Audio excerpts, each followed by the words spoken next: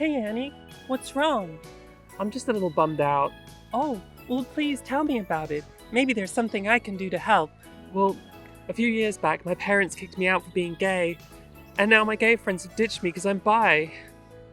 I feel like there's no place for me to go in this monosexual world where I have to be either gay or straight, and if I'm both, instead of having two places to go, I have nowhere. Also, there's an assassin out for me, so I may be killed at any moment now. Whoa, wait a second. Did you just say monosexual? Yeah? Why? Don't you know, Annie, that monosexual is a bad word? We don't use that word. How come? The words monosexual and monosexism put lesbians and gay men into the same category as straight people, as if we're some kind of oppressors. That's not true, and it's not right. If you want people like me to stick up for you and be your ally, then you're gonna have to play nice. Otherwise, we will have no choice but to continue to treat bisexuals like doo-doo. I'm sorry I used that word. It's just, I've got nowhere to go, and I may be killed at any moment now. Great, glad I could help. Bye, sweetie.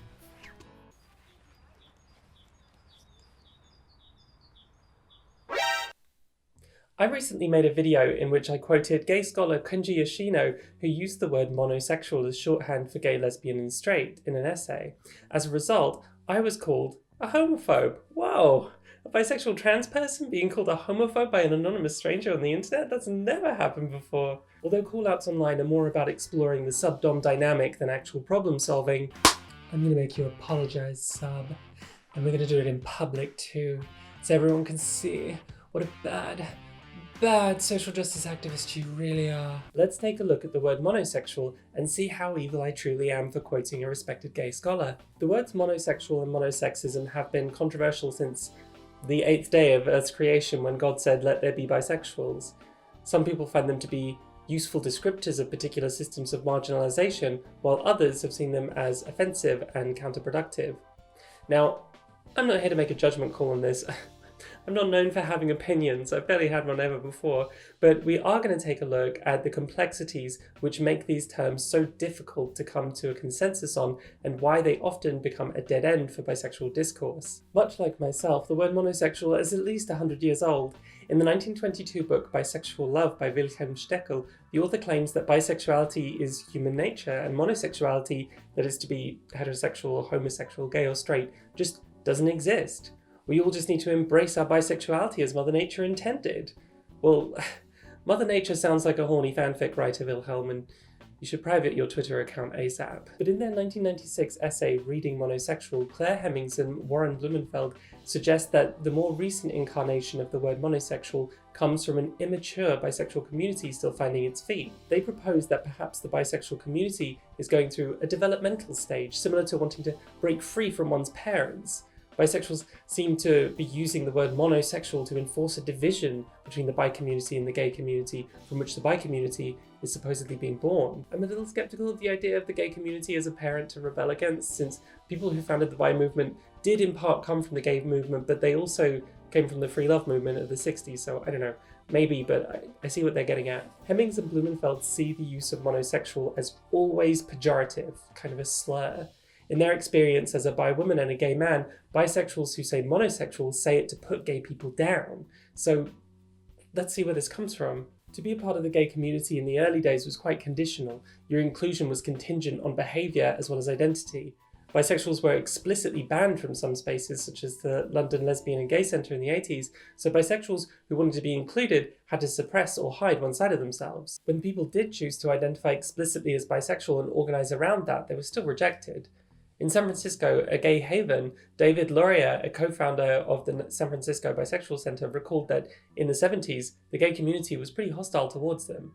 We kept giving our lifeblood, our energy to gay and lesbian liberation, yet we were still being discounted.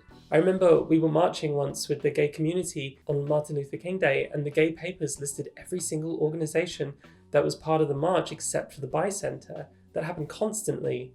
There was a conspiracy of silence within the gay papers about our presence. In a recent video, we looked at the situation surrounding Pride in Northampton, where bisexuals were working on Pride, were part of the community, but weren't allowed to be included in the title of Pride because separatists felt that bisexuals needed to go find their own community.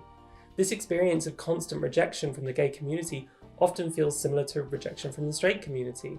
Obviously, it isn't the same, as gay people don't have the same institutional power as straight people, but in both instances, you find that the people who are, have been, or would be your lovers and community consider you to be an other, to be wrong, to be a deviant. In trying to find acceptance and maybe even pride in their bisexuality, bisexuals tend to find themselves completely isolated unless they concede to the condition of being straight or gay, of choosing monosexuality in one sense or another. This idea of monosexuality being preferred, of monosexism, isn't a new one. In 1967, in the gay newsletter Vanguard, Joe Adams wrote, "Bisexuality is much more strongly tabooed than exclusive homosexuality. The exclusive homosexual, especially one who attempts to conceal his nature and looks properly guilty, unhappy, or scared, is playing a role which, though disapproved and outlawed, is nevertheless tolerated by our society. He performs a valuable, though ultimately destructive service by providing someone who can be looked down upon and pitied. The learned authorities are much more comfortable with exclusive homosexuality than bisexuality, because the former can easily be classified as pathological, because the failure to be attracted to the opposite sex is clearly a deficiency or limitation of function, whereas the latter cannot." Whether or not Adams is right about this, it's clear he doesn't see gay people as being somehow privileged despite what he perceives as monosexism. Monosexism here is weaponized against gay people. In the 90s bisexual magazine Anything That Moves, the introduction included for years the line, "Monosexuality is a heterosexist dictate used to oppress homosexuals and to negate the validity of bisexuality." So at least in literature, from what I can see, monosexism isn't necessarily considered to be a system of oppression where bisexuals are oppressed by gay people, but rather a system by which heteronormativity maintains a hierarchical dynamic between opposite sex attraction and same-sex attraction. Searching through literature to find examples of the pejorative use, I've only seen anyone use it in that way when opposed to the word monosexual and claiming that it is used as a pejorative. But when texts use it as shorthand for gay men, lesbians, and straight people, it all seems pretty matter of fact. Though for sure, in any dichotomy, particularly one where people are coping with shame, you'll find unreasonable discourse. I've heard many a gay person talk shit about straight people in a totally unreasonable, blown out of proportion kind of way. And I've also heard gay people talk about bisexuals as untrustworthy creeps and how lesbianism is the greatest, most feminist, ethical thing on earth. This is just going to happen sometimes because we often need to find reasons to feel like we're not just valid, but we're actually great. And I know that some bisexuals do the same thing. They'll say rubbish things about gay and straight people at some time or another, like everyone's really bisexual, or bisexuality is the best sexual orientation, it's so good, so enlightened. And that's silly and annoying, and clearly coming from a place of trying to cope with the shame of being queer in our society. But I don't think that makes the term monosexual inherently pejorative, and I don't know that it's homophobic when a bisexual essentially thinks that all straight people want to have gay sex. I think calling that homophobic is a little reductive, even if it is daft. And if there is some kind of bisexual supremacy bias suggesting everyone should be bi, then there must be such a thing as bisexism, which surely reinforces the idea of a dichotomy between bisexuals and monosexuals. If bisexuals have the power to be homophobic via bisexism, then surely that means there are bisexual versus monosexual power dynamics to be explored. Because if homophobia is defined not by anti-gayness, but by anti-monosexuality, then the power dynamic is about bi versus mono, not straight versus gay. So if a person can be homophobic for using the word monosexual, doesn't that reinforce the very concept of monosexuality itself? Maybe, I don't know. I think I can relate to how gay men and lesbians feel when they hear the word monosexual or monosexism in terms of my transness. Like, I'm non-binary, but often I don't feel connected to the non-binary community in that, let's be honest, I'm not the kind of person you think of when you think non-binary. I feel alienated from that community often, and when I hear them talk about binary people as an other group, as a dichotomy between non-binary and binary, I feel defensive. I guess because I transitioned to live as a woman. It feels to me like pretentious assholery. Like really, like you think people who transition from one gender to another have such a binary experience? I had to walk on a tightrope across the death pit of gender to get where I am now, with my baby smooth face and my itty bitty titties. I know what it's like to be non-binary AF. But on the other hand, I can see where this dichotomy does lie when I engage with trans women who have much cleaner cut, if you will, trans narrative than I do. There is a difference between binary and non-binary experiences. I just need to feel like people are talking about it in a respectful way. My point is, I can see how someone might see me talking about monosexuals and feel like I'm being a pretentious asshole. But honestly, I don't feel pretentious about it.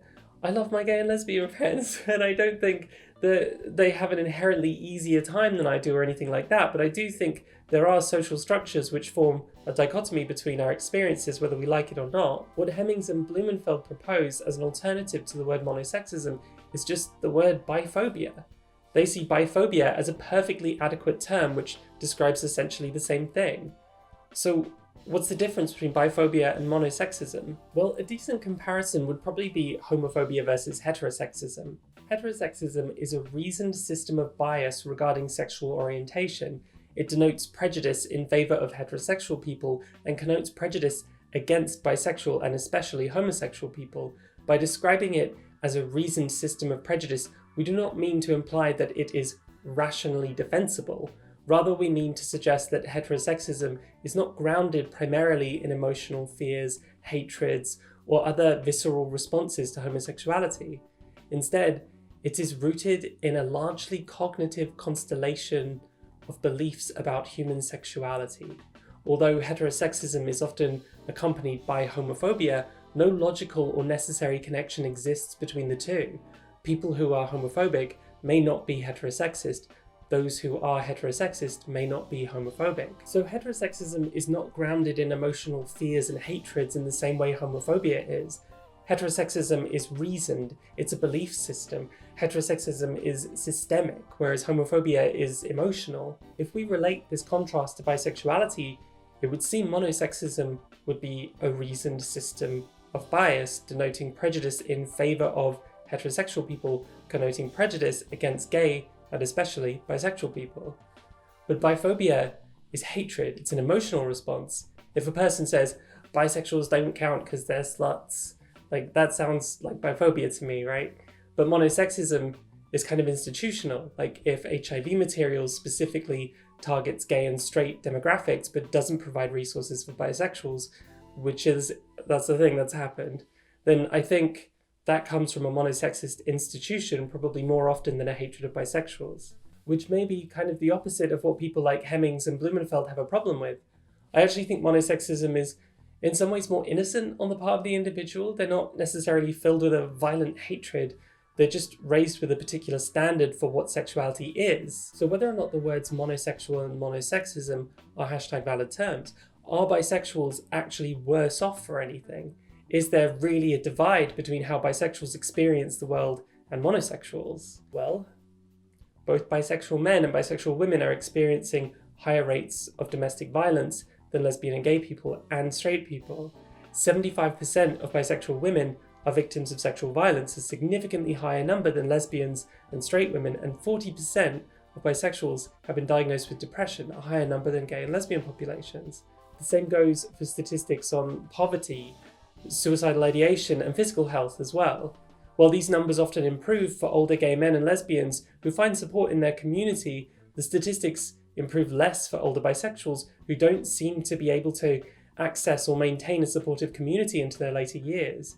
For some bisexuals, it may even be that they're married to biphobic or even homophobic partners. A 1999 study found that heterosexuals had a lower opinion of bisexual men and women than any other group assessed, including other religious groups, racial groups, ethnic groups, political groups, except for IV drug users.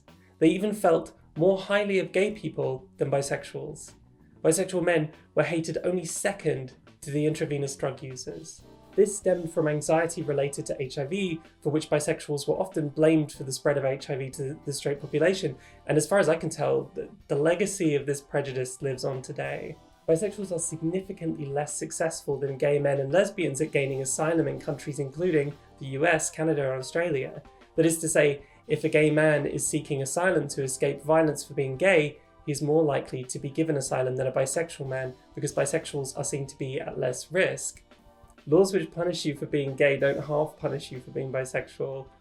You don't get half a death sentence, and I guess you don't get half an asylum either. So there do seem to be particular experiences and problems bisexuals face which don't fit somewhere in the middle of the spectrum of straight to gay. We tend to see the spectrum of oppression as being straight to bi to gay. But when it comes to things like sexual violence, it's not gay people at the bottom, it's bisexuals. So it seems like it's just not enough to lump in any oppression bisexuals face with gay people because it's just not the same. And that's not to say it's overall worse, but it's absolutely different in very significant ways. Before the last decade or so, we had a pretty bad problem of research lumping bisexuals and gay people in together, as Fritz Klein commented on in the 1970s. If your gay category is actually gay and bi people mashed together, your statistics could seem either worse or better for gay people than they actually are, while obviously completely erasing bisexuals. So given all this, why do we in the roaring 20s have such a huge problem with even mentioning the word monosexual, even in the context of bisexuals experience higher rates of sexual violence than monosexuals? Often, this debate comes down to the idea of whether or not monosexuality is privileged. How can a gay man be privileged in a society which oppresses you for being gay? Are bisexuals really oppressed? And doesn't bisexual oppression just put bi and gay people on equal footing? Well, this discussion brings us forward in time, into the 21st century, when bisexuality entered the dark times.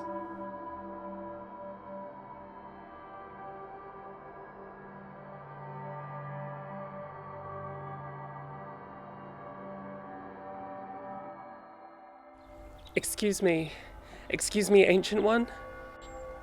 Yes, my child. I was hoping you could tell us about the monosexual privilege discourse. We do not discuss the monosexual privilege discourse. Oh, please, Ancient One. I just want to bring it up this one last time and then put it to bed forever. Very well. But you must make a sacrifice. What's that? You will be cancelled on Tumblr. Very well. So be it. In the time before time, around 2011, when the discourse of privilege was at its highest, the world was divided into the privileged and the oppressed. Gay people were oppressed, straight people were privileged, trans people were oppressed, cis people were privileged, and so on and so forth ad infinitum. Certain popular bloggers dared to suggest that monosexism could be a system of privilege in the same way. Monosexual privilege. The monosexuals were privileged and the bisexuals were oppressed. Prithee tell, what happened next? The gays and the lesbians were displeased. To suggest a lesbian living in a homophobic society might be privileged over a bisexual was blasphemy of the highest order. To suggest that the lesbian and the gay could be the oppressor of the bisexual was to suggest that gay men and lesbians held institutional power, which they did not. That sounds terrible. There was a fracture formed in time and space by this schism. One Tumblr could never forgive, even after the banning of FPN. FPN? Female presenting nipples. But that is another tale for another time. Thank you, Ancient One. Do not thank me, for your time is ended. Now go, child. Okay, well, cheers, Ancient One. See you later. It is a dangerous path you travel, child. I know. But I have traveled it myself. Privilege. We frame privilege against oppression. It's how we easily illustrate systemic injustice. To be privileged is to have an unearned advantage in life, one others do not have access to due to an unjust social disadvantage. We see it in white privilege, male privilege, heterosexual privilege, and so on. We often say bisexuals benefit from straight privilege, while I guess sometimes experiencing misdirected gay oppression. The concept of privilege and intersectionality is a complex one, but online, this complex idea gets kind of reduced to 280 characters per tweet. It seems fair to say that a straight person is privileged over a gay person, but when the gay person is, for instance, a white American and the straight person is a black American, the issue becomes more complicated. Can either of these people be considered inherently privileged over the other? But we deconstruct the intersections of experiences to illustrate power structures, the aspect of race, the aspect of sexuality, the aspect of nationality. So the straight black person is deconstructed into a black person and a straight person, so we can explore those topics separately. It stops being about the person and becomes just about the ideas. The argument online is often that it is offensive to lump gay and straight people in together as oppressors, which I get for sure. I don't like it when people lump me in with straight people. But then there are straight trans people, and being trans lumps me in with them, and cisgender is a term which lumps men and women in together, where the cis are privileged and trans people are the oppressed, but cis women are also oppressed, right? Both cis women and all trans people face gender-based discrimination though, and a trans man could have certain male privileges over cis women. Meanwhile, a cis woman could have certain privileges over a trans man, but then some cis women can pass as men, so they might even have male privilege sometimes. The idea that one is the oppressor and one is the oppressed just isn't that simple. But of course there has also been a lot of backlash against the word cisgender from people who identify as part of the gender critical movement. And the point isn't actually that cisgender is an offensive word, but that trans people are an offensive concept. And if trans people aren't allowed to use words like cisgender, which illustrates, in my opinion, a fairly neutral dynamic between trans and cis people, then trans people can't communicate at all. It's about silencing trans people and not actually about cisgender being a pejorative. Luckily, there's no overlap between transphobes and biphobes. I find discussions of privilege can be very useful for a basic understanding of how some people in society have benefits others don't, and some suffer from things others don't based on aspects like race, sexuality, and gender.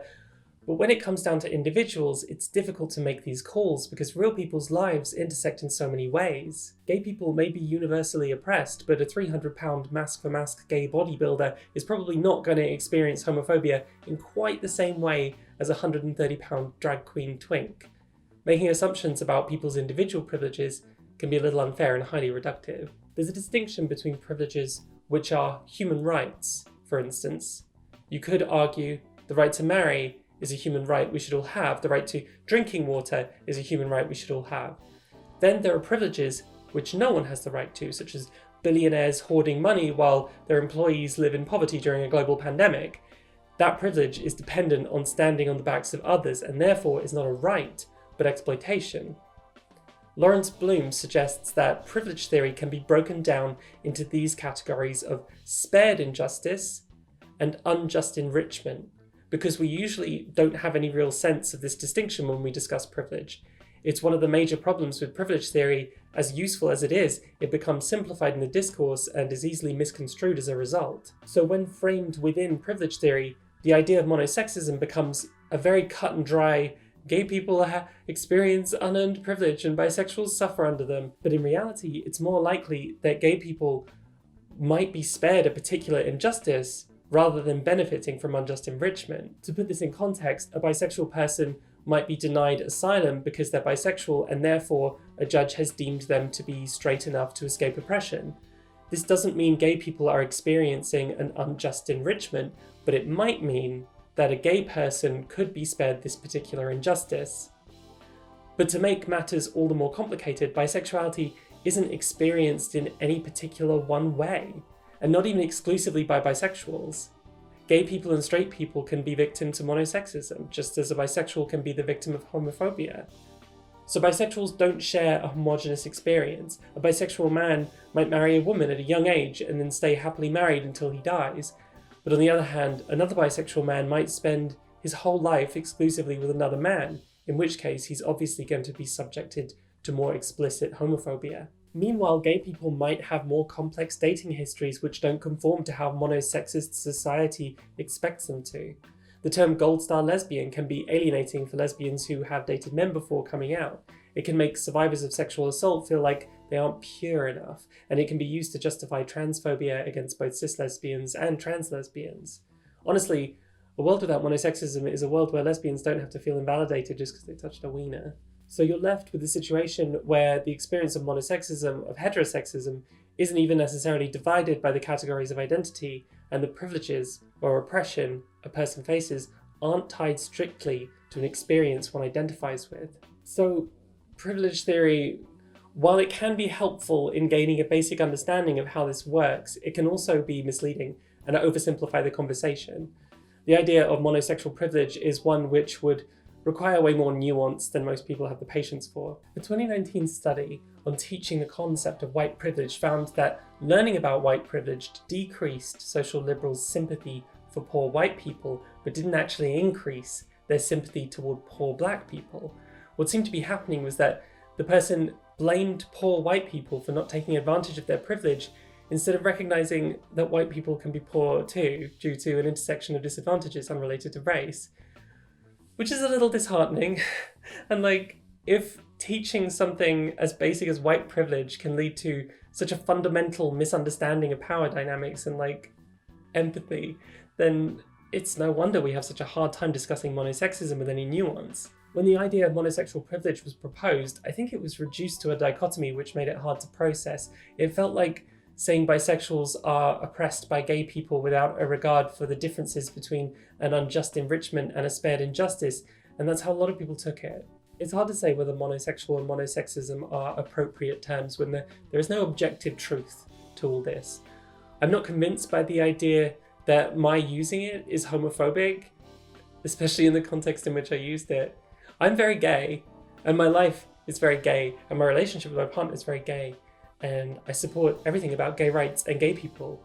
I clearly don't have a problem with gay people, and when I have used these words, I'm trying to describe a very particular system which is oppressive to us all, really. I'm not going to make a call in this video about whether the words are good, but I have found in my experience that people who aren't bisexual have more of a problem with the word monosexual than they do with anti-bisexual structures which enforce what could be described as monosexism. Some words may be bad, but at what point does "this word is bad" end up derailing a conversation which is never put back on the tracks? I don't know if monosexual is a bad word, but sometimes maybe it's just not the point. I think online we've developed a culture of strictly enforcing the words people use, where word choice is about moral absolutes, no matter the intention behind the word and no matter the quality or the kindness of the person. And at the same time, you have people who are unbelievably abusive, who know all the rules about the right words to say, who are let off the hook because their language is pure. And I just don't know that that's the kind of community that I want to be a part of. Thank you so much to all my patrons, and a very special thank you to Erin, Div Arnold, ES, Juicy Fantasy Queen, Partner Hookups, Jamie, Marla, Nico, Nina, Pregnant Seinfeld, Sarah R, Siobhan, Susie S, and Talon. Thank you so much. If you'd like to support my Patreon anonymously or see your name up here, please do. It helps me be alive. And please like and subscribe my video, and I love you. Don't forget to sub.